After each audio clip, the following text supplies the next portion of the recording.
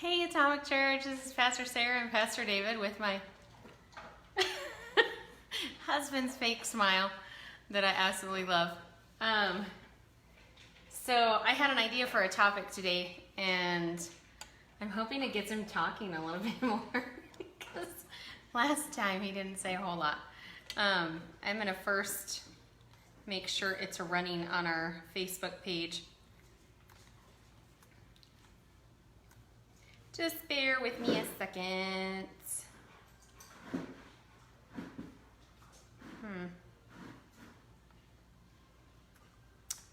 Well, maybe. Hey, Alicia. Let's see.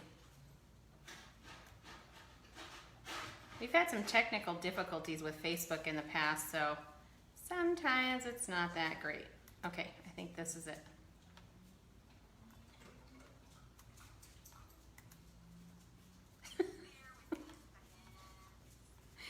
I just saw my husband's fake smile again. Okay. Okay, so it's actually working now. Hey, Rhett. So, want to pray? Go ahead. Oh my goodness. Father God, thank you for this time. As half of the pastoral panel are here, we're missing the other half of our core, and I know that they're going to be watching, so we love them very much and know that their household is on the mend and they will be back with us soon. In Christ's name we pray these things. Amen. So, I had a couple of verses come out of my head today, but earlier today Pastor Mark was preaching and he had mentioned the Dream Center.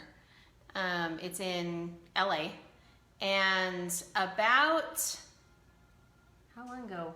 Levi was like. Was Levi even born when I went to the Dream Center? Do you remember? No. I think the girls were little because I was still doing youth at that church. Okay, so Abby is 13, so probably like 10 years ago maybe. Like 10 years ago I went to LA with another church, and there were 8 adults and 22 kids, high schoolers actually. And one of them might be watching tonight. It's Amanda. She was our youth pastor at Atomic Church for a short period of time. Amanda Essemacher was one of my youth at the time. And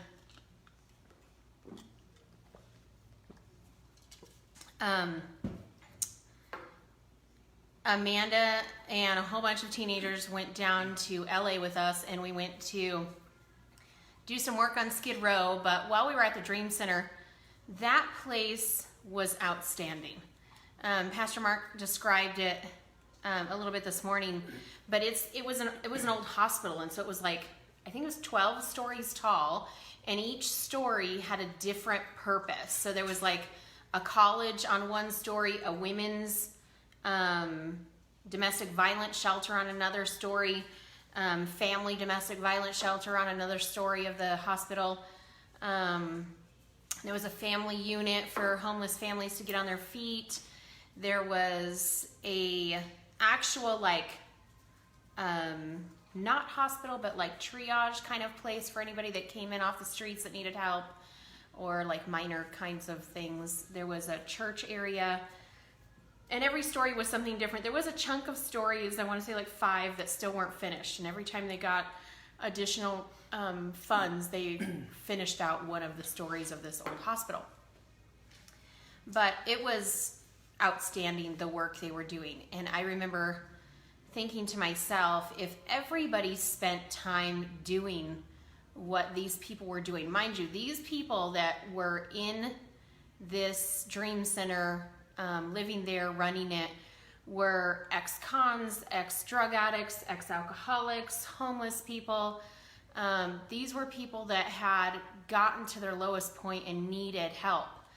And they went to the Dream Center for help, and after receiving help, so they actually had to go through a season of deep devotional time with the Lord, like during their, I don't know what you would call it, like rehabilitation time. They weren't allowed to talk to outsiders. They were totally, it was kind of like seeing monks. They were totally silenced. They weren't allowed to communicate because their whole focus was serving God without having to be seen or heard, and also learning more about God. So our group would pass by these people and they would have signs like name tags or something that would say that they weren't able to talk. And we knew that that meant that was a group that had just arrived and they were in their, silence devotion time. And once they graduated out of that, then they were able to go to do outside service with the community. And they would actually take what they called us was short-term missionaries to do other things. So the teenagers got to go pick up trash around the neighborhood, and we went to basically 2 to 3 mile radius all around this dream center. So our group went one way, another group went another way, and we all kind of just spread out amongst this area of LA and picked up trash in the streets, picked up trash on the side of the streets. Hi, Christina. We cleaned, open fields. There were needles that we found. We all had things to pick up. Right now? No. Oh. No. No. Don't encourage him. Anyways, we cleaned up all this stuff, all this junk, and then there was groups of people that went out to mow the neighborhood's yards, trim their trees. They would cut their bushes back, any kind of yard work that people needed.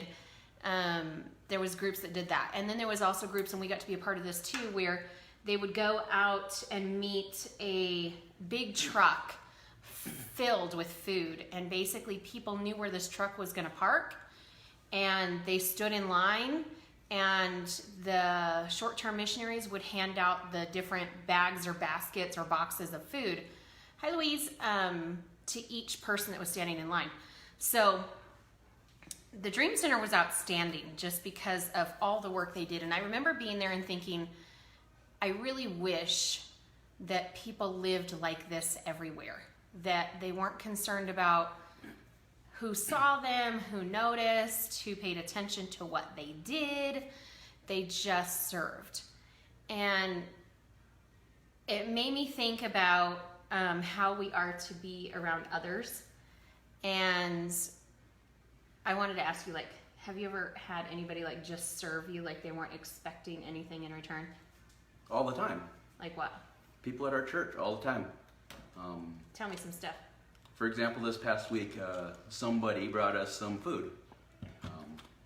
Somebody brought us some food, and it was fantastic. And had 2 different portions, right? And as far as I know, it wasn't requested. Nope.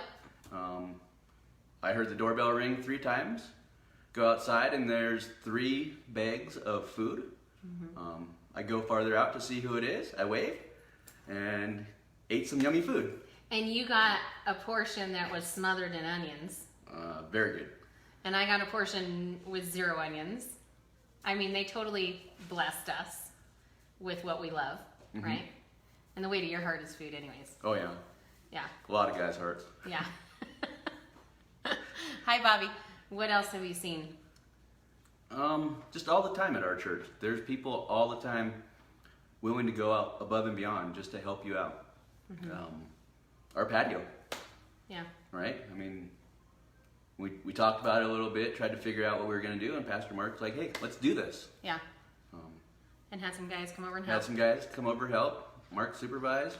And not only had some guys from our church come over and help, but as you guys were working, our next door neighbor just volunteered his time to come over too. We needed lots of people that day. Yeah. People that did heavy lifting. Yeah. When I tore my Achilles, there were people here helping mow the yard. We did have people mowing the yard. People just help out. And really the bottom line is, right, it's not just our church family, but if we as a society just took the simple thought of what would Jesus do every day and acted with kindness and acted with just always helping out, we wouldn't have these issues that we're seeing right now every day. Right. People wouldn't be rioting, people wouldn't be protesting, because it doesn't matter at all if you just loved. If you just love one another. Right. So it doesn't matter what's going on in the world around you. If you just love one another, it doesn't matter because I got your back. You've got my back. We're going to walk side by side in unity. And I think that's, a lot of the problems that we have right now is because we don't have that. We've got this great divide in our country, and we're not loving one another. So, Mic drop, I'm out. no, he's not out. I promise. Pastor Don said, WWJD. What would Jesus do? I think that's really important because we forget that this was like the normal everyday life for Christ. This wasn't like something he was required to do. It wasn't something that he needed the credit for. It wasn't something that he needed people to roll out the big red carpet of, greatness for him. He just did and moved on.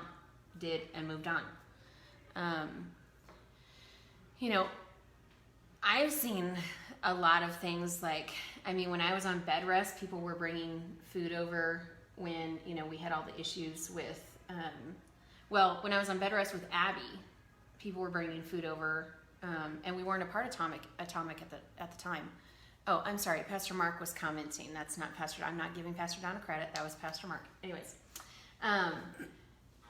people were bringing food over. Somebody came over and did laundry for us.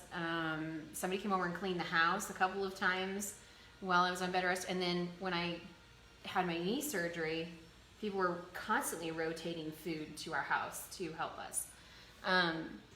People would go grocery shopping for me and bring and drop things off that we needed. I remember, a few years ago, I had a really bad stomach flu, and Pastor Donna brought over saltine crackers, soup, and some ginger ale, and dropped it at the door.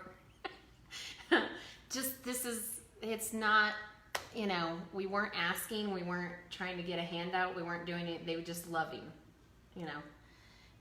There were two verses that I thought of when I was thinking of how people are supposed to be, that I found them both in the ESV translation, but one is Galatians 6:9-10. It says, "And let us not grow weary of doing good."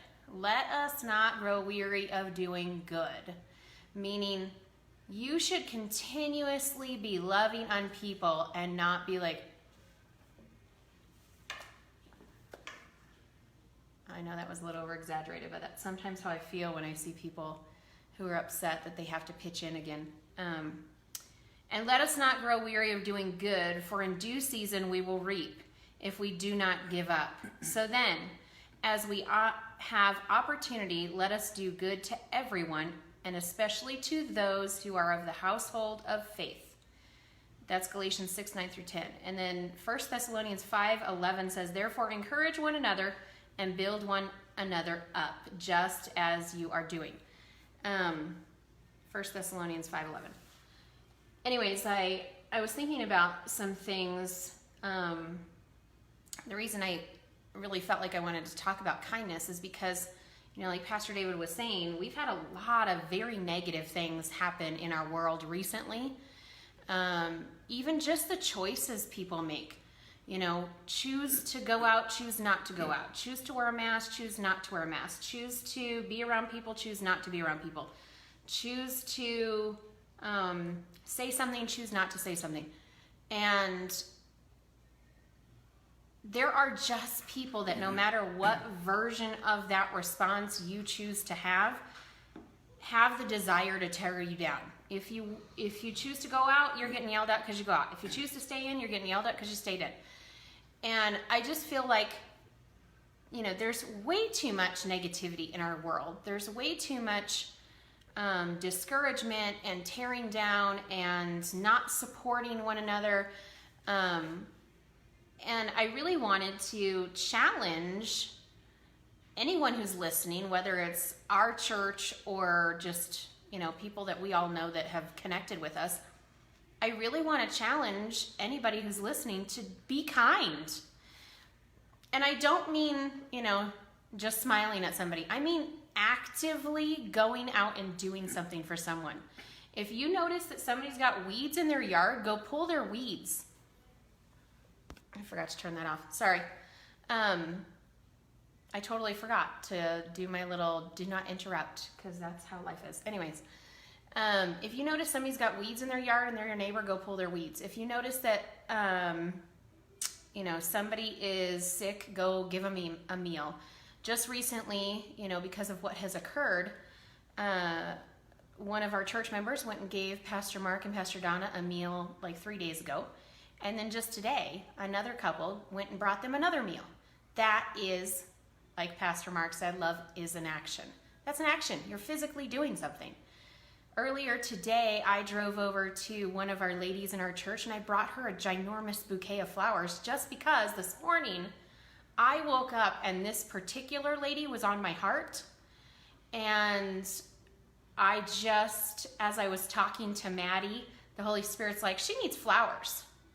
So I went to Sam's Club, bought a huge, and I mean huge, bouquet of very beautiful flowers and brought them over to her. And I don't know why she needed flowers. It's not my place to, question why the Lord wanted me to get her flowers. My place was to do it because he asked, to obey when he's telling me. And, I think people get so busy with, I've got my own stuff going on. I've got, these things that I have to do in everyday life. But the Lord is telling you, do unto others as you would have them do unto you. Because guess what? I, God, can take care of you. Go care for my people and don't worry about how you're going to be helped. I will take care of you.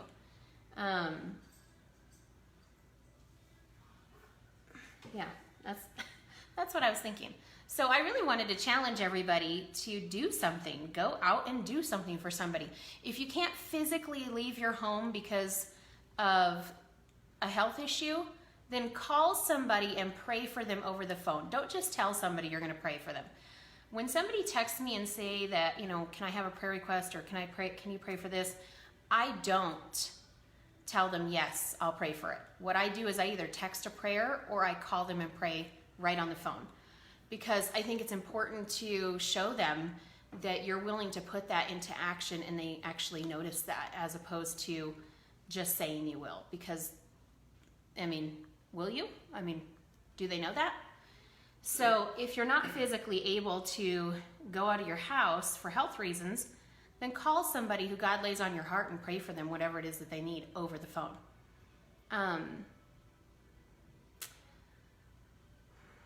Anything else about what people have done for you? No, I think it's just so simple, right? We're always too busy, or it seems like we're too busy in our daily lives, in our flesh, to take the time out of our day to give that other person or give whoever needs whatever attention it is to spend those 5 minutes to do something, or a weekend to do something. And I think that's what we get caught up in as a society, that it's all about us, our families, and it's not that they're not important, but I think we're scared that we can, if we spend too much time doing these things that help others, that we're going to get consumed with it. Because for me, it's time consuming, Yeah. but it's also very rewarding. Mm-hmm. So when you do these things for others, I think we're scared that that's going to be what our commitment is, and we don't have time for ourselves. But it's not about us. It's about just loving on other people. So there's something that you've done that I've been really impressed with. And I know you may not see it this way, but I actually see it this way. You have done like major overhaul of you. And like, how long ago did you get the high blood pressure report? Sometime last year. Before we left on our trip? I don't think so, right? Yeah, no, I've been on meds for over a year. Okay. So sometime last year, Pastor David got a report from the doctors that he had high blood pressure. And, you hear on the news, random people dying, physically fit, totally healthy, and they die because of a heart attack or a stroke or something. And so when he got the report of high blood pressure, I think for maybe like a brief moment, he was a little freaked out because high blood pressure runs in your family. Yeah. Yeah. Just, I'm not a fan of taking medicine. Right. Doesn't make me too comfortable, but if it keeps me alive, I suppose it's okay. Yeah. But because he got that news, he has been doing some things for his life to change his life for the better. And I don't ever, and neither do my kids, ever want something to happen to him to where he's not around. And so he has actually been like hardcore figuring out eating routine, figuring out how you're, getting back into shape, and figuring out how to manage like your stress better, like overall. So I just want him to talk a little bit about the like major changes that have happened, because you guys don't see it, but as his wife, I see the difference big time in his physique. And I think in an effort to love other people well, sometimes people need to be educated about things that they can do physically to make that change so that they can be around for others that they love, or be able to be physically fit enough to do things for others because they now physically have the ability to do it. So, like, what are some things that you did? So most of the things I did were things that I've done in the past, and I just haven't put it all together. I've always worked out. I've always played sports to have that activity level. The past year and a half or so, I guess not this year, but the previous year, because we've lost a year basically because of COVID. Yeah. I was on this high stress project at work, working 12, 16-hour days, trying to keep up with the church stuff, trying to keep up with home life. Didn't have time to be honest, didn't have time for David. The gym stopped. Sports, I missed a lot of my sports activities, so You were also traveling a lot too. I wasn't working out. I wasn't doing sports because I was on travel. On travel, you eat out all the time. Mm-hmm. It was just, and I was already on blood pressure medicine at that point. It wasn't healthy. So, thanks to COVID, I guess we'll give COVID credit for this one. Travel stopped. Travel has been limited during this COVID time. I ran into an issue because I use the base gym. The base gym no longer allows us to use it because of COVID. So I went to a friend's house. Who has a killer gym? Who's got a gym in his garage. So we work out with his cousin, his neighbor. So there's 4 of us in this little gym that, doing guy stuff, right? We're pushing each other. We're trying to figure out who's the strongest out of all of us. I'm not the strongest. You're not? I'm not. Elias? Elias is the strongest. Okay. Natural strength. Yeah. My strength is under, so I'm the second one there. Yeah. But really pushing ourselves to the limit of what we can do physically, weightlifting wise. There were some goals I set early in my life. I wanted to bench press 300 pounds before a certain age. I had given up on that dream, honestly. Did you? I wasn't going to get there. I could get like 285. I would get hurt and just couldn't maintain it. So going to this gym has pushed me over that 300 pounds. I've actually got up to 315 now. My body feels great. What do you think you attribute that to? Going from not being able to get to 300 because you were at 285 and you didn't believe that you could get to 300 to now being at 315. Motivation. By who? The guys at the gym. Okay. Definitely motivation from the guys at the gym. You can't be the weak one there, so you got to step up and and tough it out. So, Do you know where I'm going here with this? no. Okay, good, because I got a plan for this. The motivation of those guys help pushing you along. So being accountable for one another. Yeah. We don't miss that many days. As part of that, same thing. I brought home an attitude of, during this COVID time, we're gonna do family challenges. So we've done, well, Levi's done pretty good. it started off as family challenges. Yeah, It is now me and an occasional Levi. yeah. But we do 30-day challenges of different varieties. It started off with burpees. We've done a sit-up challenge. We've done... I did the whole burpee challenge.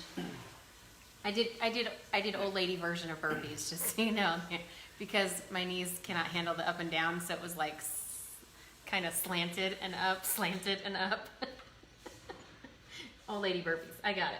But, I mean, different challenges. And then, trying to clean up the diet a little bit. I've never been a sweets person, but trying to find healthier meals, adding greens, adding vegetables, just cleaning up the diet and doing some exercise has changed my whole, I'm less stressed because of going to the gym. The gym helps me burn off that stress. The diet helps. It's good to see results that we're surrounded by people that can help challenge us in multiple ways. So, one thing you said was accountability, that you went from 285 to 315 because of accountability. I think, when you were at 285, you weren't working out with anybody. You were literally doing things by yourself, so you had no true support. Right. And so, just like that, when we're doing church, we grow more because of the support that we have. Absolutely. And the accountability that we have for one another. I mean, even just the four core holding each other accountable as pastors in how we respond to people, how we acknowledge things, how we share love. Just that has made the four of us grow immensely in how we can pastor the church. And as it trickles down to leadership and then down to members of the church, it wants everybody to, that kind of accountability wants everybody to step up. Well, they're doing this, so I want to do this. It's like the trickle down effect. If they see, somebody that is leading them doing it, they're being led to do it with them. And we preach all the time, right, about surround yourself with good people. Surround yourself with, if it's not members of our church, but members that are like you. Like-minded believers. Because you hear it all the time, iron sharpens iron. Right. You're not going to get better on your own, Right. like we're talking about. You can't get better being by yourself doing church. And we're all human, right? So we can put on this front that we're doing good, but behind the scenes, you open up the curtains a little bit, and every single one of us, we're struggling with something. Whether it's health, whether it's relationships, whether it's depression, whether it's alcoholism. Mark goes down a list every Sunday when he talks about something like this. He's been there, done that. So when we say that we want to, that we can kick these habits and kick these idealisms that are ruining us and in a society, it's real. I mean, it goes back to all this. If we just love one another and surround each other with people that are good people, we can bring them up right alongside with us, and things will be good. So it is about accountability. It's also about just making better choices, like you said, surrounding yourself with people that understand what your needs are. I know that, how many years ago? 18 years ago when we moved over here, I would not have been able to stop drinking and smoking had you not been my support. I needed a support. I needed somebody to say, it's going to be okay, babe. It's going to, we can do this. And I would not have been able to do that had I not had somebody walking with me and encouraging me to not be that person anymore. And it is quite mind-blowing to see the changes in him, because it makes our family feel like Daddy puts the needs of the house first. I know he says, like the gym, helps decompress his stress and it makes him feel healthy. But in him feeling healthy, he's actually truly supporting our household, because there's a less likely probability that anything would happen, number one. Number two, he's more able physically to do stuff because he's been able to increase his energy level and not feel so sluggish, right?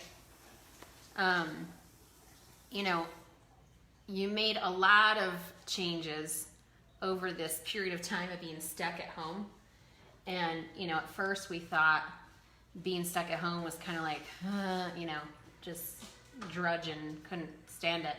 But in this situation, our whole household has been able to do things differently to where we're all growing differently. Where, the communication is different. There's like more time with God, more things that we're doing to support other people and love on other people. We've talked about the plenty and 20 thing. Hi, Elena. That, we really haven't been hurting and have actually been able to step things up a notch when it comes to helping people. And it's because we have chosen to make choices in our life to, do you see that? We love you a lot. We have made choices in our life to make sure that it's not about us. Right? Well, God has blessed us during this time, right? Your sermon a few weeks ago, be thankful for what you have. We both have jobs that were considered essential throughout this time. Yes, it's different for the kids. They're adapting to a new kind of school. Right. I don't want to say this is the new normal, but we all have to adapt. We're kind of in this time of, adapt and be flexible. We've asked the church to do the same, right? During this time, because things aren't what they used to be. So, if somebody's trying to do something to make themselves feel physically better, what are some tips you could give them? Drink lots of water. That actually has been a big change for me. So I used to be very, very tired all the time. I had no energy. I was I felt like I had bags like hanging down from my eyes. And last, when do you think it was, Maddie? Like September? What? When I stopped soda? Oh, yeah, like last September. I think a year ago. I stopped drinking soda. I haven't had Coke. Yes, I did. We were in Italy and you had soda. When were you in Italy? October, Oh yeah, November. okay. So October, November. I'm sorry. I apologize. Because those are like $7 there. I remember. Right, that's true. Center. When we got back from Italy is when I stopped drinking soda. But yeah, Italy, $7 for a soda. Anyways, when I got back from Italy, the caffeine headache, whatever it was, I just decided enough was enough, and I stopped drinking soda. No Cokes, no Dr. Peppers, no nothing. No Cokes. Yes, $7 for a Coke. And alcohol was cheaper apparently in Italy. I don't understand that. But, Wine. Yeah. So I stopped drinking soda, and water. Occasionally I'll have lemonade, but it's water all the time, and it's caused my headaches to go away. Like I used to get migraines really bad all the time, and I mean, maybe once in a while I'll get one, but not. I mean, I was regularly like every couple weeks getting a migraine, and I'm not anymore. And so I drink a lot of water. I drink water throughout the day.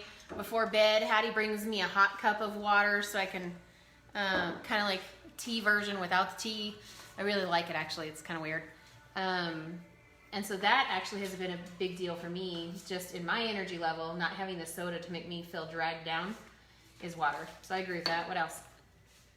People aren't gonna like this one. Get rid of sweets. Yeah, I know. Um, I'm doing better. Like, I used to have, like, all day long. I mean, so it's not bad, but really, there's Wow. a lot of processed foods out there. As Maddie eats chips. There's a lot of processed foods out there Yeah. that just are not healthy for you. So, watching what you eat, it doesn't mean it has to taste bad and has to taste like, cardboard and plant-based stuff. That's not what I'm pushing. Just eat healthier. Pay attention to what you're eating every day. I mean, read the labels. You can still have your cheat days. You can still eat things that you enjoy, but just take an effort to pay attention to what you're putting in your body. It has a huge difference on how you're gonna feel. So I mean, it's not easy. If you want to be super healthy, it's probably more expensive. Honestly, part of the reason I work out and do some of these things is so I can still kind of eat whatever I want to eat. Yeah. I know I could get better results if I cleaned up my diet more, but I enjoy eating. I enjoy steak, I enjoy burgers, I enjoy a lot of that stuff. So I still do it, but in moderation more so than every day I have to have a lot of burger. Every day I have to have, something from fast food. This, I don't really enjoy it when we get fast food. Yeah. Right? I mean, I know it's easier and that's what happens some of the days, but like we'll order pizza and we'll order Taco Bell and whatever, and it just, that's not, to me, it's not healthy for Yeah. me, but since I don't cook, I gotta eat it. He doesn't cook, so he doesn't have a choice. No, we try not to go out to eat a lot, actually.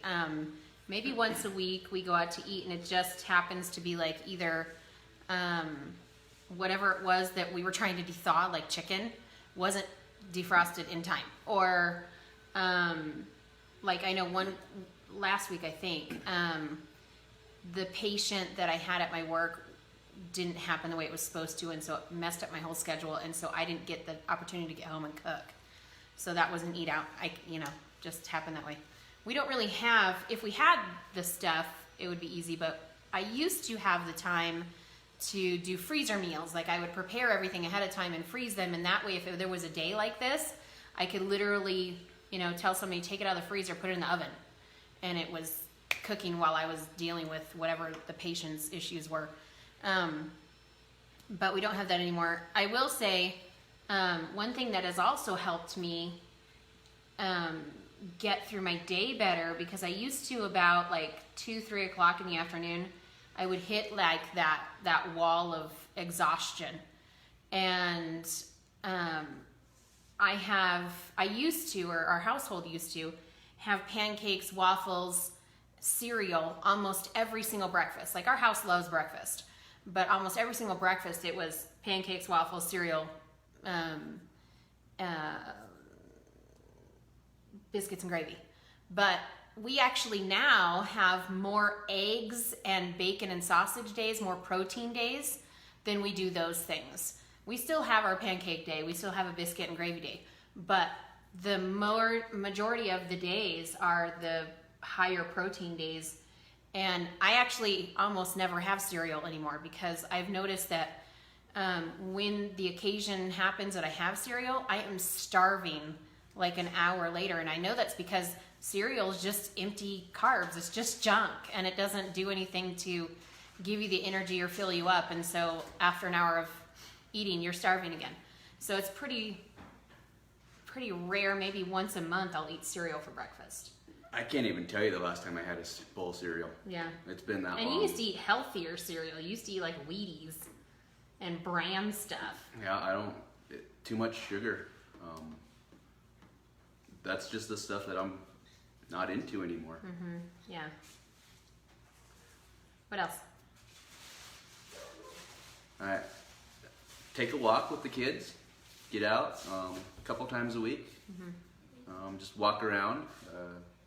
That 20-30 minutes is Doesn't seem like it's a lot, but it's helpful. I don't run for cardio, so my cardio is, don't come to me for cardio advice.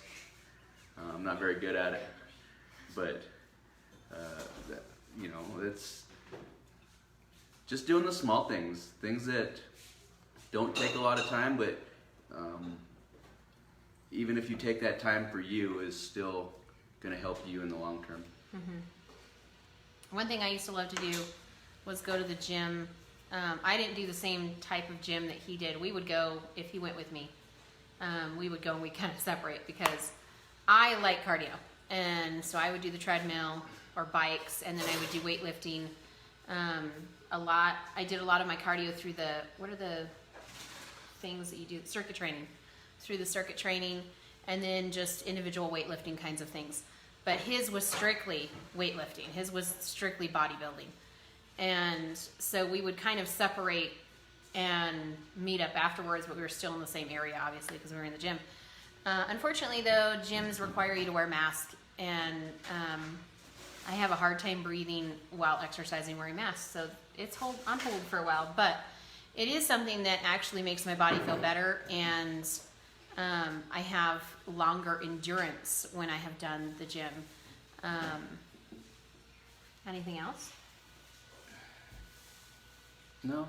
You haven't noticed really as much as I have noticed the difference in your body shape.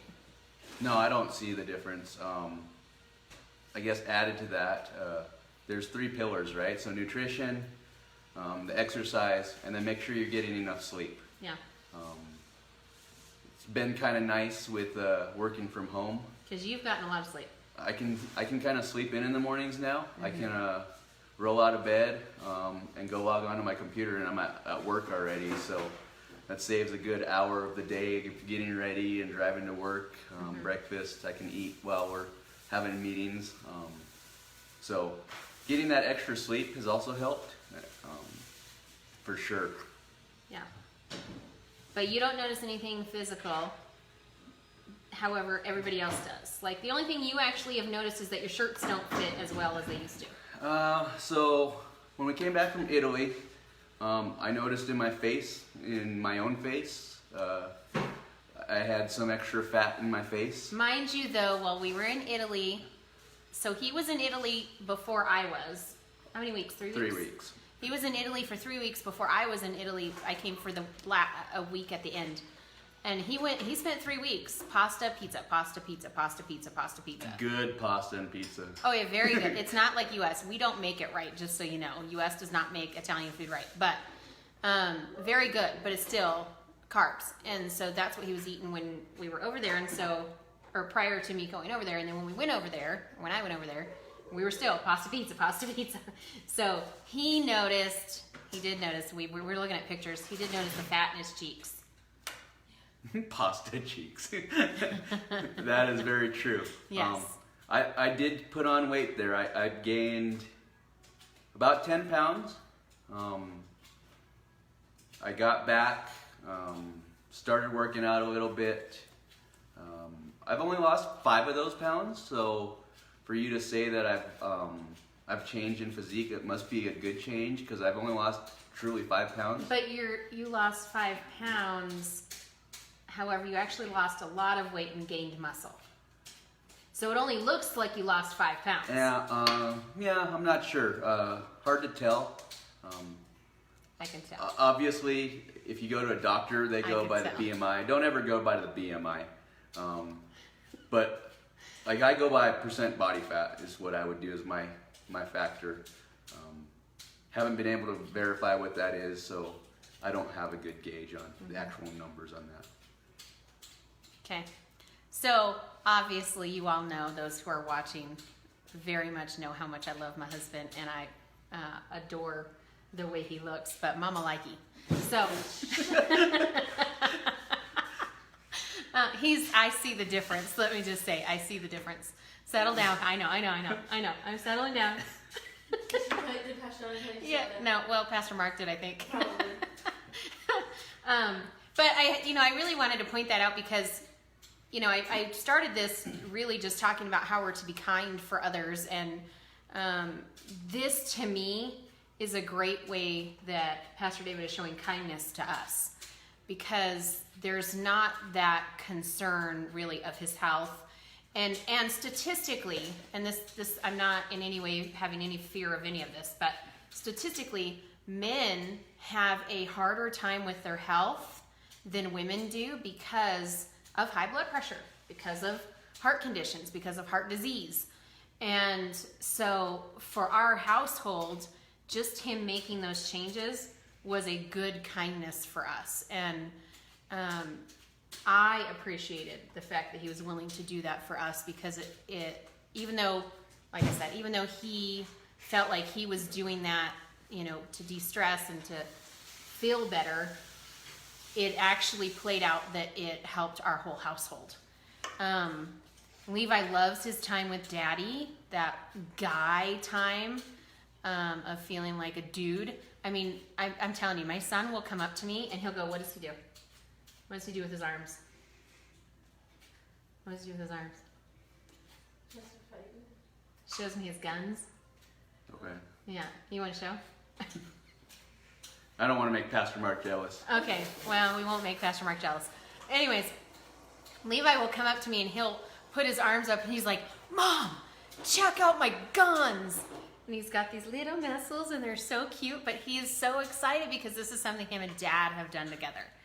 And he also now has a 6-pack, and he's very proud of his 6-pack. And so he'll come and show me his 6-pack. This is what you get when you have boys, when you're a mom of boys. This is what you get to deal with. Anyways, for me, it's very kind because our family is benefiting from it just by you trying to take better care of your health. Because I plan on like 50 more years, babe. I don't got 50 more. You got 50 more. Nope. Yeah. So again, my challenge for you guys is to go out and do something kind for somebody, not expecting to receive anything in return. Don't expect the thank you. Don't expect the, you know, oh my goodness, she did this for me, or oh my goodness, he did that for me. Just go do something kind just for the sake of loving somebody else. Like I said, if you notice that somebody needs their weeds pulled, go pull their weeds. Don't tell them you're coming over. Just go to their front yard and pull them. If you notice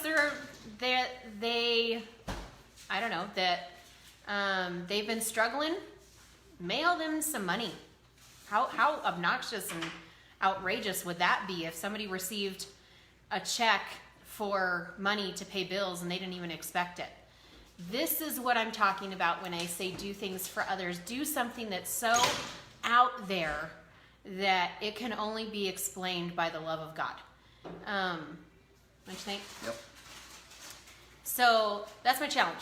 And I mean, if y'all want to, if you decide to do something like that, text me a picture. I would love to see how outrageous you're getting with this. I would love to know how our church body is doing these things for people to try to be the blessing to somebody. I would love to share in that joy with you.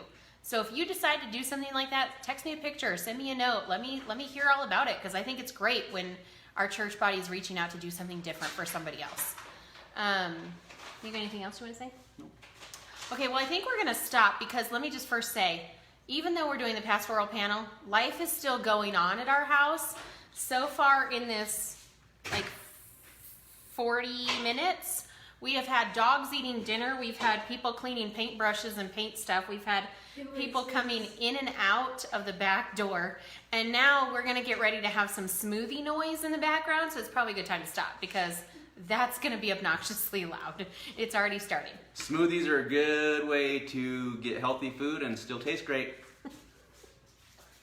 Isn't he cute? Get that protein, yo. Oh, goodness.